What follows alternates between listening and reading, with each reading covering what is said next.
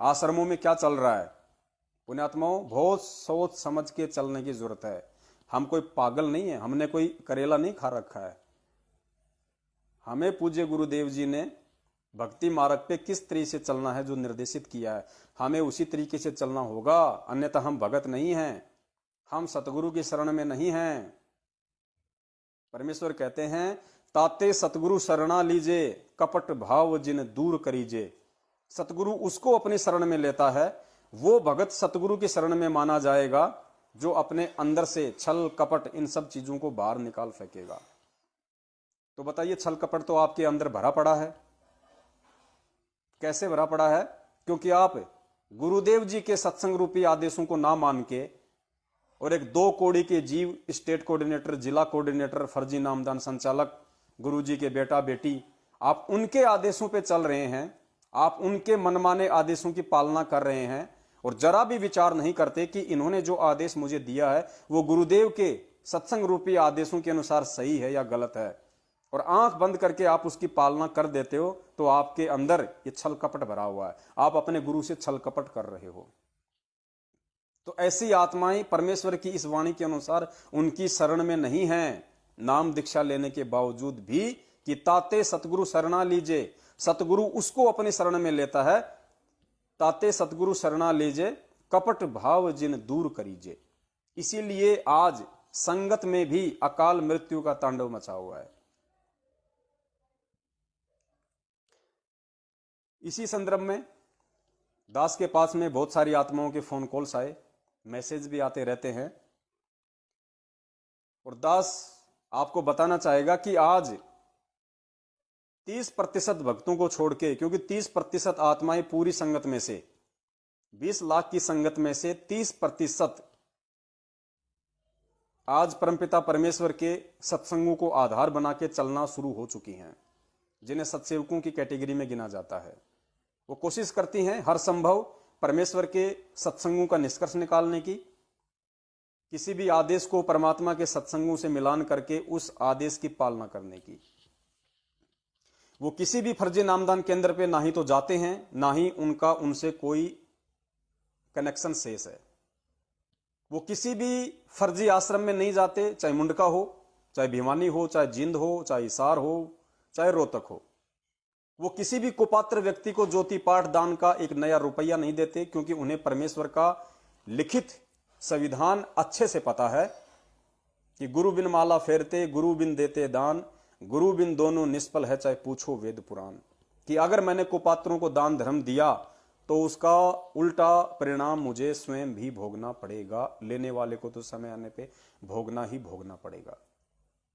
वो किसी भी आश्रम में जाके ज्योति और पाठ नहीं करवाते, क्योंकि उन्हें परमेश्वर के विधान का पता है, वो परमेश्वर की वाणियों से परिचित हैं कि पाठ करने का अधिकारी सिर्फ और सिर्फ परम पूज्य सतगुरु रामपाल जी महाराज जी हैं। परमपिता परमेश्वर सतगुरु रामपाल जी महाराज जी के अलावा या उनके द्वारा रिकॉर्डेड जो सीडी या डीवीडी हैं, जो मेमोरी कार्ड हैं, उस आवाज के अतिरिक्त अगर कोई अन्य व्यक्ति उनकी अनुपस्थिति में, देखिए अपनी अनुपस्थिति में चाहे परमेश्वर गधे को भी पाठ पे बैठा दे तो हमारे को स्वीकार्य है, क्योंकि वो परमेश्वर ने सन्मुख आदेश देके उसको पाठ करने के लिए कहा है।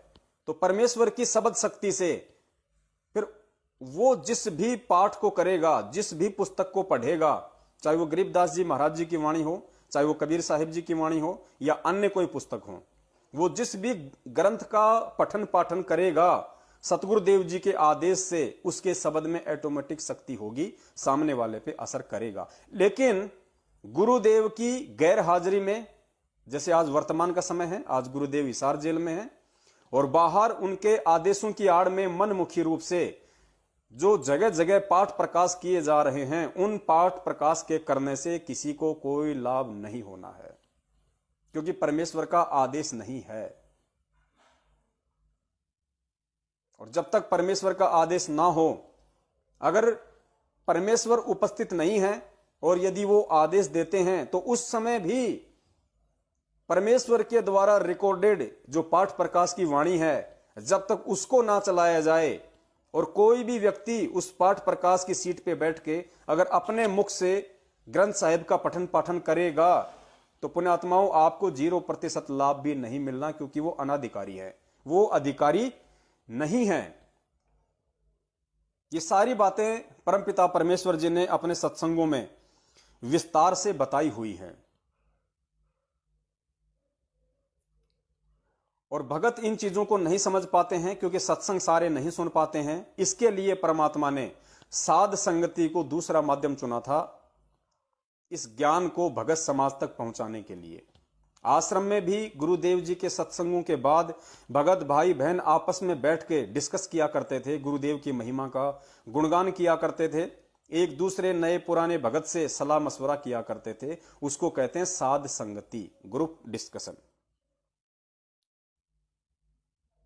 तो यहां अब आप जी इस सत्संग को ध्यान से सुनिए, जिसमें पूज्य गुरुदेव पाठ प्रकाश के विषय में कितनी गहनता से समझा रहे हैं।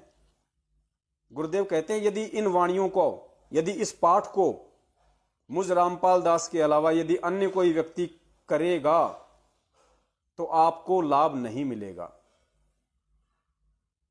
जबकि गुरुदेव ये भी कह सकते थे, क्योंकि ये आश्रम में किया गया सत्संग है, 2011 का ये सत्संग है।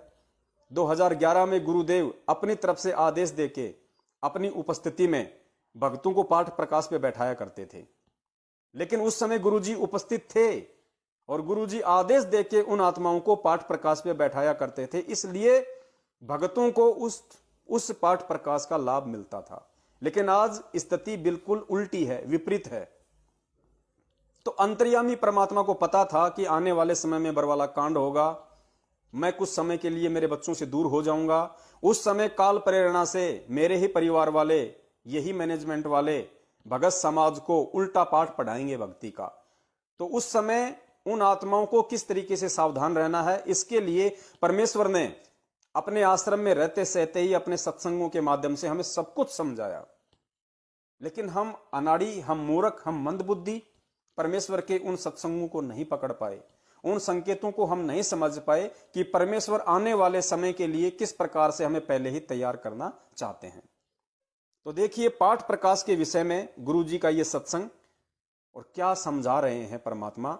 और वर्तमान में जो लोग गुरु जी की अनुपस्थिति में और किसी भी ऐरे गहरे व्यक्ति के द्वारा जो पाठ किए जा रहे हैं, मैंने पहले भी जिक्र किया था कि ऐसे बहुत सारे व्यक्ति हैं जो पाठ प्रकाश कर रहे हैं और जिनका यदि आप कैरेक्टर देखो तो इतना घटिया है भक्ति मार्ग में आने के बाद भी। सन 2008 या 9 की घटना है। बसंत सैनी, गांव गांद्रा, जिला रोहतक, हरियाणा का। बसंत सैनी को सब जानते हैं, रूपदास का बड़ा भाई है। 2009 में सारनाम लेने के बाद भी उसने हमारी एक भगत बहन के साथ, जो सतलोक आश्रम बरवाला में उसका पति सेवा करता था और बरवाला में ही मकान लेके रहा करते थे, किस प्रकार रोजाना उसके घर पे जाके उसकी भक्तमती के साथ में कुकर्म किया करता था। और प्रत्यक्ष उसको भक्तों ने वहां से पकड़ा और गुरुजी के सामने लाके पेश किया। गुरुदेव ने उसको आश्रम से निष्कासित कर दिया। आज वो व्यक्ति रोहतक के सिंहपुरा में पाठ प्रकाश की गद्दी पे बैठ के और आदरणीय गरीबदास जी महाराज जी की उन पवित्र वाणियों को अपने गंदे मुख से, गंदी जुबान से उच्चारित कर रहा है।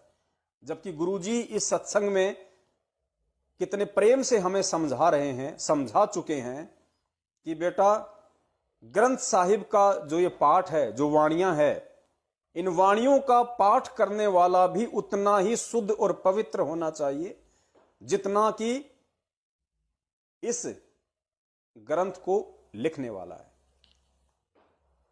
अब बताइए उस ग्रंथ को लिखा किसने? आदरणीय गरीबदास जी महाराज जी के माध्यम से गोपाल दास जी ने लिखा। यानी हम ये कह सकते हैं कि गरीबदास जी महाराज जी ने लिखा। अब इस पाठ को पढ़ने वाला, इस ग्रंथ साहिब का पाठ करने वाला भी उतना ही पवित्र और शुद्ध होना चाहिए, उतना ही महापुरुष होना चाहिए जितना कि गरीबदास जी महाराज जी थे। अब गरीबदास जी महाराज जी खुद कबीर परमेश्वर थे। इस बात को दास ने पिछले एपिसोड में परमेश्वर के सत्संगों के आधार से आपको क्लियर किया था, आगे भी करेंगे। अब गरीबदास जी महाराज जी खुद कबीर परमेश्वर थे, वो उनका डबल रोल था। और यहां परमेश्वर कह रहे हैं कि उस पाठ का करने का अधिकारी भी उतना ही पवित्र और महापुरुष होना चाहिए जितना गरीबदास जी महाराज। तो परमेश्वर के अलावा परमेश्वर के बराबर और कौन हो सकता है? खुद परमेश्वर ही हो सकते हैं। तो आज इस पाठ को करने का अधिकारी इस पूरी सृष्टि में यदि कोई है तो केवल एक ही परम शक्ति है, एक ही महापुरुष है, जो गरीबदास जी महाराज जी के जितने ही पवित्र और महापुरुष हैं। क्योंकि आज वो भी खुद कबीर परमेश्वर जी हैं, जो सतगुरु रामपाल जी महाराज जी के रूप में आए हुए हैं। इसलिए पाठ प्रकाश करने के अधिकारी केवल स्वयं परमेश्वर हैं। पता नहीं आप लोग कैसे वहां जाके बैठ जाते हो, वहां पे पाठ प्रकाश की रकम का चढ़ावा चढ़ा के आप 2-2, 3-3 घंटे आप और हमारे जैसे 2 कौड़ी के जीवों के मुख से आप ग्रंथ साहिब की वाणियों को कैसे सुन लेते हो? दास के मोबाइल पे भी अनजाने में यदि मुंडका दिल्ली भिवानी में जो पाठ प्रकाश किए जा रहे हैं और उन लोगों की आवाज सुन लेता हूं, पुण्यात्मा यकीन मानना 5 सेकंड भी वो आवाज दास को नहीं सुहाती है। 5 सेकंड भी उस वीडियो को नेक्स्ट कर देता हूं, क्योंकि उनके शब्द में शक्ति नहीं है, उनके शब्द में प्रभाव नहीं है, हो ही नहीं सकता, क्योंकि वो जीव है।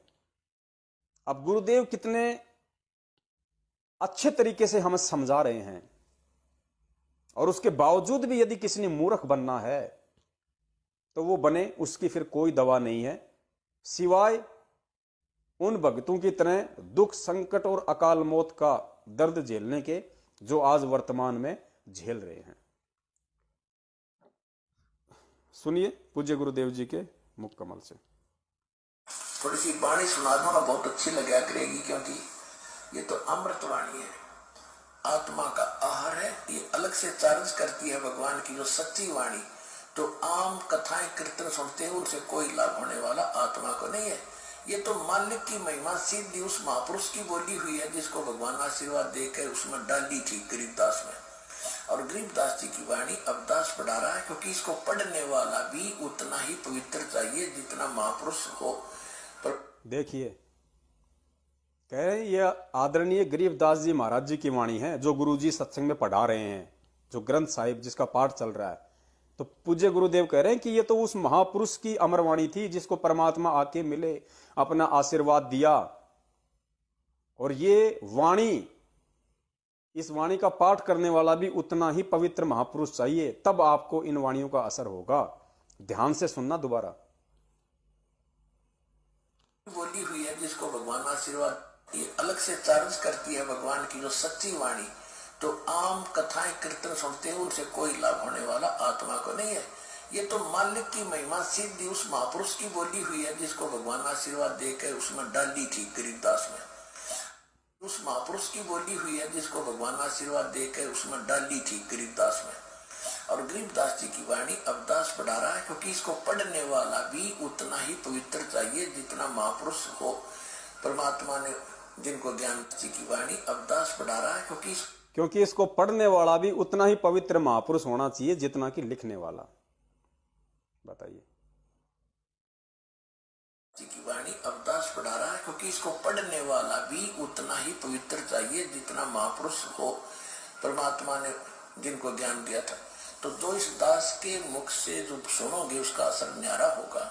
और यदि सत्संग में कोई और करेगा भगत तो उससे लाभ नहीं होगा वो, क्योंकि अधिकार। देखिए गुरुजी कह रहे हैं अगर आप इस दास के मुख से सुनोगे तो इसका न्यारा असर होगा, और इन्हीं वाणियों को अगर आप किसी और के द्वारा सुनोगे, कोई भगत अगर अपने आप ने अगर ये वाणियां बोलेगा, ये करेगा, अगर उसके मुख से सुनोगे तो कोई लाभ कोई असर नहीं होना। ध्यान से सुनिए। उसमें डाली थी गरीबदास में। और गरीबदास जी की वाणी अब दास पढ़ा रहा है, क्योंकि इसको पढ़ने वाला भी उतना ही पवित्र चाहिए जितना महापुरुष हो। परमात्मा ने जिनको ज्ञान दिया था। तो जो इस दास के मुख से जो सुनोगे उसका असर न्यारा होगा। और यदि सत्संग में कोई और करेगा भगत तो उससे लाभ नहीं होगा वो, क्योंकि अधिकारी के बिना यह काम करे को नहीं। और अधिकारी के बिना काम नहीं करेगी। और इस दास के मुख से ये सीडी आजकल ये ये बन के मेमोरी कार्ड में भी जाती है या सीडी में जाती है, डीवीडी में जाती है, कहीं टीवी से सुनते, उतना ही असर करेगी वहां पर भी। वहां भी ऐसे असर करेगी क्योंकि इस दास का बोला हुआ सत्संग वचन परमात्मा की ताकत साथ जाती है इस दास के माध्यम से, तो उतना ही काम करेगी। तो इसलिए की ताकत साथ जाती है इस दास के माध्यम से, तो उतना ही काम करेगी। तो इसलिए जो अन्य कोई अटपट करेगा बीच में, अपनी महिमा बढ़ाओगा, मार खाओगा, यही परमात्मा के वचन सुना दो, डीवीडी लगा दो, चिप सुना दो, आपको भी लाभ होगा, सामने वाले के वैसा करेगा। अगर कोई अपने इस ज्ञान को चुरा कर आप पर प्रभु पाकेगा तो उसकी भ्रमटी होगी कि थोड़े दिन में फिर वो पकड़ा भी जाओगा, क्योंकि उससे तो बस विस्तार फैल रहा है भगवान का। देखिए परमात्मा ने कितने विस्तार से समझा दिया कि इन वाणियों को आप इस दास के मुख से बोली हुई जो डीवीडी है, सीडी है, मेमोरी कार्ड है, चिप है, क्योंकि गुरुदेव ने पूरा जो ग्रंथ साहिब का जो पाठ है उसको करके और डीवीडी में उसको भरवा रखा है, सीडीओ में उसको भरवा रखा है। तो गुरुदेव कहते हैं कि अगर कोई अपनी तरफ से अटपट करेगा, अपनी महिमा बनाना चाहेगा, तो वो मार खा जाएगा। अगर किसी को सुनाना है तो इस दास के मुख से बोली गई जो डीवीडी है, जो चिप है, उन वाणियों को लगा दो। तो पुण्यात्माओं बताइए, आप मुंडका या जहां भी इन लोगों ने अपनी अटपट करके और मनमुखी रूप से संगत को ठगने के लिए जो पाठ प्रकाश शुरू कर रखे हैं, क्या वहां पे गरीबदास जी महाराज जी की वाणियों को क्या गुरुजी की डीवीडी या सीडी के माध्यम से सुनाया जाता है? नहीं। वहां आप जैसे भगत भाई बहन बारी बारी बैठते हैं, कोई 10-10 मिनट के लिए, 20-20 मिनट के लिए, और वो अपनी आवाज में गरीबदास जी महाराज जी की वाणियों का पाठ करते हैं। तो सोचिए आपको लाभ कहां से होगा। खुद गुरु जी कह रहे हैं कि इन वाणियों को पढ़ने वाला भी उतना ही पवित्र चाहिए, उतना ही महापुरुष होना चाहिए जितना कि गरीबदास जी महाराज जी थे।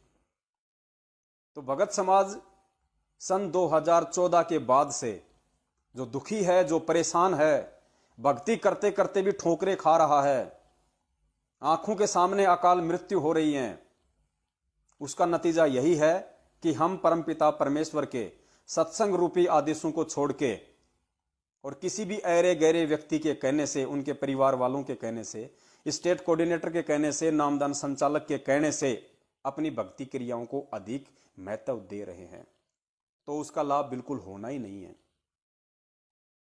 क्योंकि आप जो पाठ प्रकाश का या ज्योति का पैसा इनको पात्रों के हाथों में नामदान केंद्रों पे जाके या इनके आश्रमों में जाके जो जमा करवा रहे हैं, ये उल्टा आपको संकट में डालेगा, उल्टा आपके लिए परेशानियां पैदा करेगा। क्योंकि दास के पास में इसी तरह के फोन कॉल्स आते हैं